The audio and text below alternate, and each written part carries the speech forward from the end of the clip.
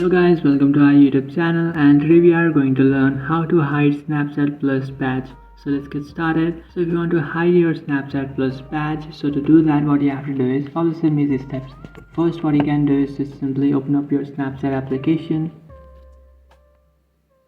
After opening up your Snapchat application, now what you can do is just tap on the profile icon which is on the top left corner of your screen. After tapping on that, now you'll find this option which is Snapchat Plus. Just tap on it.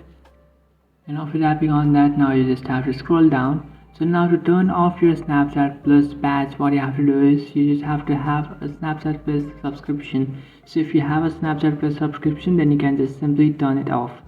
So here you can find this option which is Snapchat Plus badge. Just tap on it and just make sure that you have turned this option off. So I don't have a Snapchat Plus subscription, so it is not showing me that option. But you do have a subscription, then you can just simply turn it off.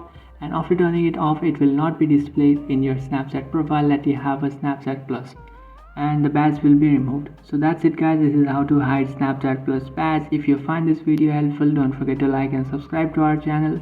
If you have any doubts, feel free to comment below. Thanks for watching.